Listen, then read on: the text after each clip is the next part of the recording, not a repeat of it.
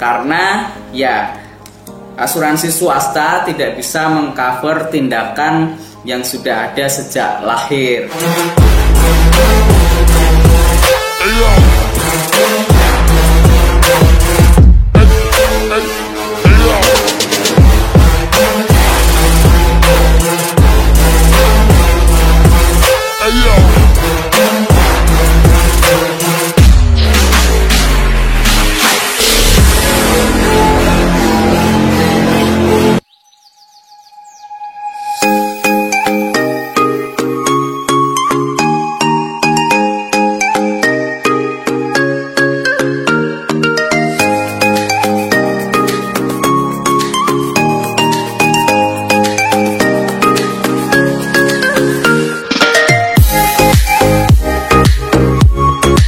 Yang cerdas berasuransi, ketemu lagi dengan saya Jarski di channel Cerdas Berasuransi.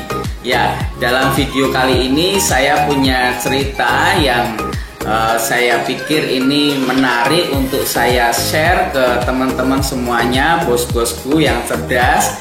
Ya, beberapa waktu yang lalu anak saya ada perawatan yang harus dilakukan di rumah sakit. Ya, kebetulan anak saya waktu lahir ada benjolan di tangannya, dari tangan sampai di bawah ketiak ini, sehingga kami baru bisa atau baru berani melakukan penanganan tindakan bedah di saat usianya hampir 2 tahun. Ya, kami lakukan di salah satu rumah sakit terbesar di Kota Semarang. Oke bos-bosku, sebelumnya sekali lagi saya sampaikan channel ini saya buat bertujuan agar orang yang melihat, menonton channel ini semakin cerdas berasuransi. Ya, saya percaya di negara kita, di Indonesia, suatu saat nanti akan sadar akan pentingnya asuransi. Jadi tidak ada promosi salah satu perusahaan asuransi,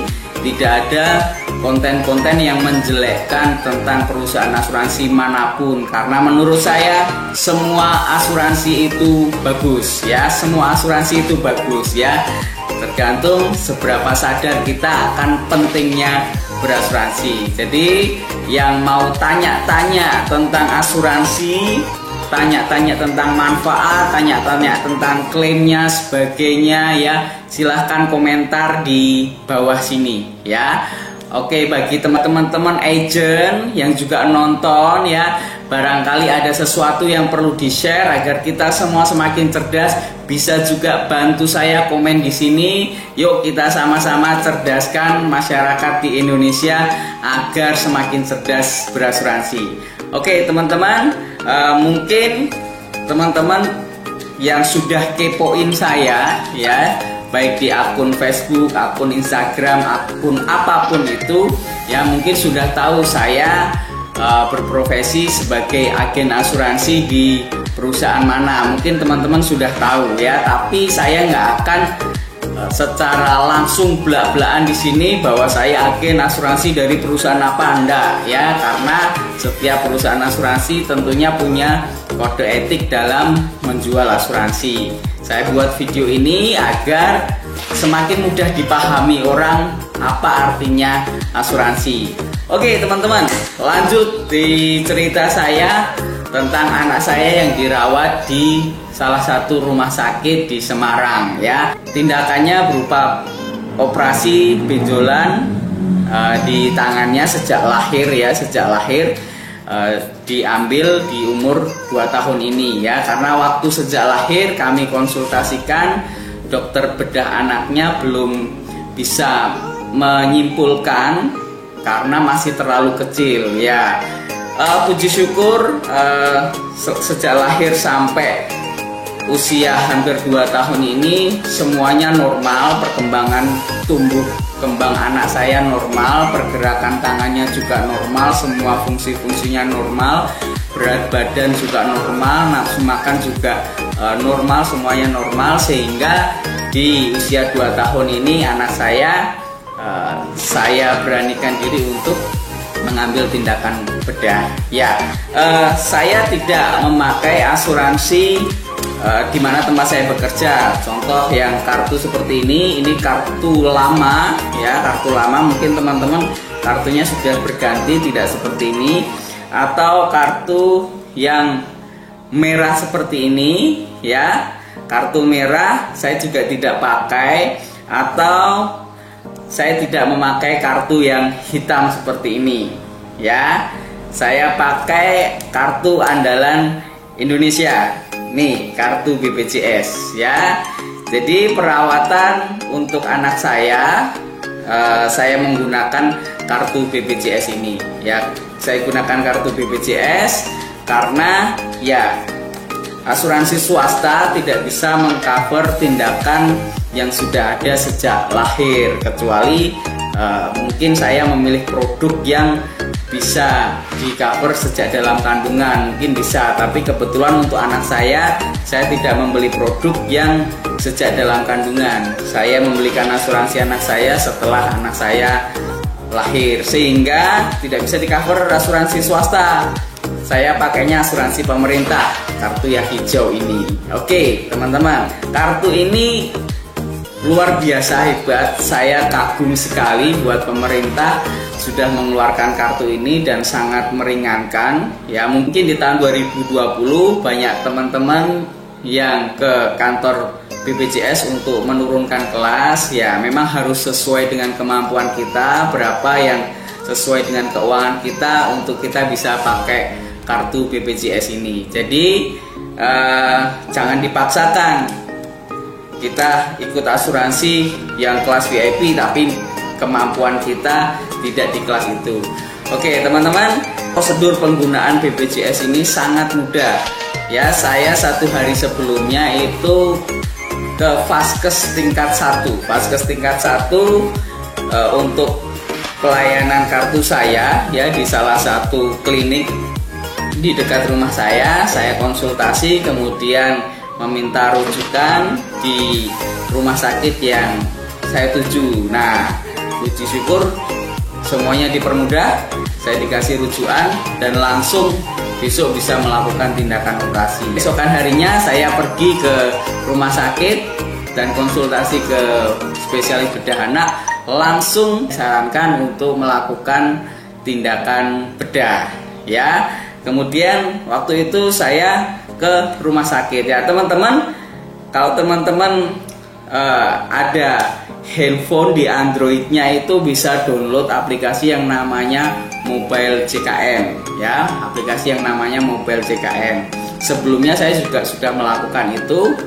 Saya lihat fasilitas rumah sakit yang tersedia ya. Kebetulan kartu saya ini di kelas 1 ya. Kemudian saya mencari kuota di kelas 1 di rumah sakit itu apakah tersedia, dan saat itu masih tersedia 50 kamar. Kemudian saya ke bagian pendaftaran rumah sakit dan saya dimasukkan sesuai kelas di kelas 1 ya. Oke. Dan saat itu saya mencoba untuk menawar apakah bisa untuk naik kelas. Di rumah sakit tersebut setelah kelas 1 ada kelas VIP. Nah, ternyata dari pendaftaran menyampaikan kalau BPJS kalau naik 1 tingkat itu nanti yang di cover hanya 25% ya, yang di cover hanya 25% kalau naik tingkat. Kebetulan saya hendak naik tingkat dari kelas 1 ke VIP ya, yang di cover hanya 25%, berarti yang 75% itu menjadi tanggung jawab pasien ya. Karena menurut saya mungkin hanya 2-3 hari, ya sudah saya pakai yang sesuai kelas. Kalau sesuai kelas 0, tidak ada biaya sama sekali. Kebetulan di rumah sakit tersebut kelas 1 itu satu ruangan ada 2 bed, jadi saya harus berbagi ruangan dengan pasien lain. Oke.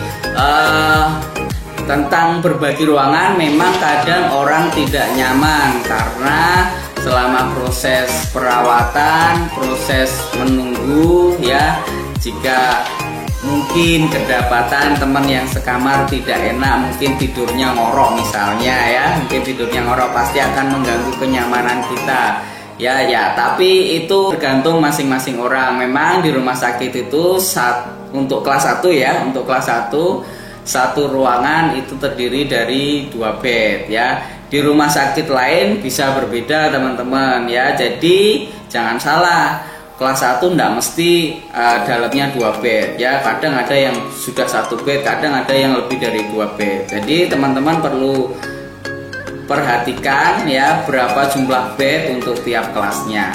Oke, setelah dari tempat pendaftaran dan dari petugas pendaftaran menyampaikan bahwa tidak ada tambahan biaya sama sekali. Oke, dan akhirnya kami rawat inap ya, anak saya rawat inap, dan anak saya harus melakukan puasa dari jam 1 siang sampai 7 malam karena baru tindakan di jam 7 ya. Teman-teman bisa bayangkan anak usia 2 tahun kurang sudah harus berpuasa. Oke ya, puji syukur semuanya bisa menjalani puasa dan melakukan persiapan dengan baik. Memasuki tindakan operasi berjalan dari setengah 8 malam sampai di jam setengah 11 malam ya. Sebagai orang tua kita merasa khawatir ya menunggu jalannya operasi. Kita harus terus berdoa, percaya bahwa Tuhan akan memberikan yang terbaik melalui dokter, perawat, dan tim medis yang sedang bekerja. Oke, dan memang yang baru diambil baru sebagian ya, dari sekitar pergelangan tangan ini sampai tengah-tengah sini. Yang bawah ketiak itu belum, karena memang dokter mempertimbangkan keselamatan dari anak ya. Karena di bawah ketiak itu ternyata ada saraf-saraf untuk menggerakkan tangan jari kita ya. Yuk. Kemudian anak saya setelah siuman ya tidak rewel, tidak nangis, dan semuanya berjalan dengan lancar ya. Thank you buat tim dokter yang sudah melakukan yang terbaik untuk anak saya.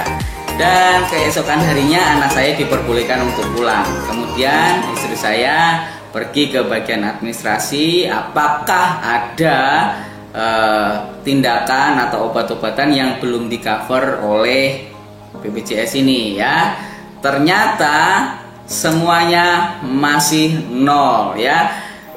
Saya ingat betul waktu anak saya transfusi darah ya, karena HP-nya turun, dan saya pikir itu yang tidak di cover oleh BPJS, dan ternyata masih nol, semuanya di cover oleh BPJS. Sekali lagi thank you buat pemerintah sudah mengeluarkan kartu terbaik ini kartu solusi buat teman-teman yang mungkin di kartu asuransi swasta lainnya belum bisa mengcover ya.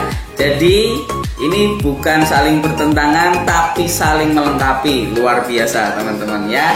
Sekali lagi, antara kartu swasta dan kartu pemerintah itu saling melengkapi, bukan bertolak belakang ya.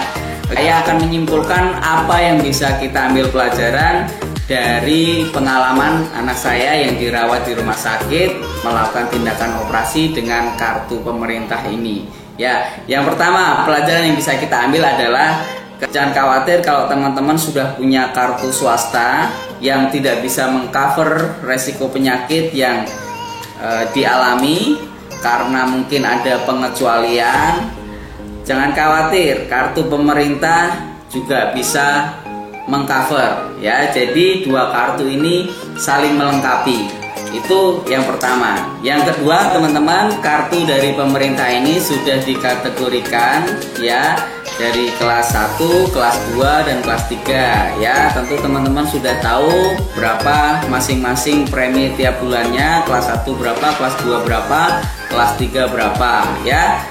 Pastikan teman-teman mengambil kelas sesuai dengan budget teman-teman ya. Kalau teman-teman mampunya di kelas 3 ya sudah di kelas 3 saja. Kalau kelas 2 ya kelas 2. Kalau mampu di kelas 1, kelas 1. Tapi ingat, setiap kelas ya, setiap kelas dari kartu ini menentukan kenyamanan yang tadi saya sampaikan, berapa jumlah bed yang ada di satu ruangan itu. Oke, jadi pastikan teman-teman memilih kelas sesuai dengan budget teman-teman sendiri ya. Oke, kemudian yang ketiga teman-teman, ternyata di kartu ini ketika naik satu tingkat ya, yang di cover hanya 25%. Hanya 25% ya. 75% itu menjadi tanggung jawab dari pasien, menjadi tanggung jawab dari kita. Jadi pastikan kalau teman-teman belum siap untuk membayar kelebihan biaya perawatan,